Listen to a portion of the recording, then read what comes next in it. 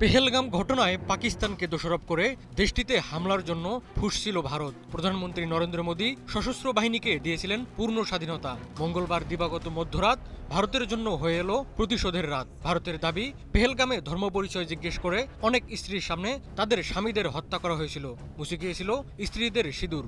এ বিষয়টি মাথায় রেখেই প্রধানমন্ত্রী নরেন্দ্র মোদী ভারতের এই অভিযানের নাম দেন অপারেশন সিঁদুর। সিঁদুর শব্দটি ভারতীয় সংস্কৃতি ও ঐতিহ্যে গভীর তাৎপর্য বহন করে। হিন্দু ঐতিহ্যে সিঁদুর বিবাহিত নারীর সৌভাগ্য ও সম্মানের প্রতীক। এটি রক্তের সঙ্গেও যুক্ত, যা সাহস, ত্যাগ এবং প্রতিশ্রুতির প্রতিনিধিত্ব করে। সামরিক বিশ্লেষকদের মতে, অপারেশন সিঁদুর নামকরণের মাধ্যমে ভারতীয় সেনাবাহিনী দেশের সার্বভৌমত্ব ও নাগরিকদের নিরাপত্তা রক্ষার প্রতি তাদের অটল প্রতিশ্রুতি প্রকাশ করেছে।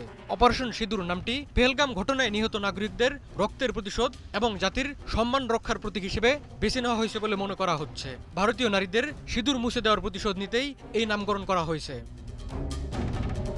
ভারতের হামলার পর আনন্দিত পেহেলগামে নিহতদের স্বজনেরা। তাদের অনেকেই চোখের পানি ধরে রাখতে পারছেন না। আবার কেউ কেউ বলছেন তারা এতদিনে শান্তি পেলেন। বিয়ের পরপরই পেহেলগামে গিয়েছিলেন কানপুরের দম্পতি শুভম দ্বিবেদী ও অসন্না দ্বিবেদী। বিয়ের 2 মাসের মাথায় পেহেলগামে চোখের সামনে স্বামীর মৃত্যু দেখেন তিনি। স্বামীর মৃত্যুর প্রতিশোধ নেওয়ার জন্য প্রধানমন্ত্রী মোদীকে ধন্যবাদ জানিয়ে স্ত্রী অসন্না দ্বিবেদী বলেছেন, তাদের গোটা পরিবার মোদীর ওপর আস্থা রেখেছিল, মোদী তাদের বিশ্বাস রেখেছেন।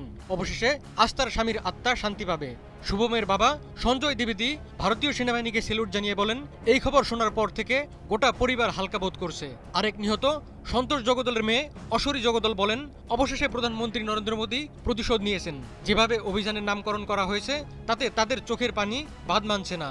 হামলার খবর শোনার পরপরই বুধবার ভোর থেকেই উচ্ছ্বাস শুরু হয়েছে জম্মু ও কাশ্মীরে। ভারতীয় সেনা জিন্দাবাদ, ভারত মাতা কি জয়, এরকম স্লোগান দিচ্ছেন স্থানীয়রা। গত 22 এপ্রিল ভারত নিয়ন্ত্রিত কাশ্মীরে বন্দুকধারীদের অতর্কিত হামলায় প্রাণ হারান 26 জন পর্যটক। এ ঘটনায় শোকে স্তব্ধ হয়ে পড়ে গোটা ভারত। নৃশংস ওই হামলার পেছনে পাকিস্তানকে দোষারোপ শুরু করে দেশটি। গত কয়েকদিন ধরে প্রস্তুতির পর মঙ্গলবার মধ্যরাতে পাকিস্তানে মিসাইল হামলা চালালো ভারত।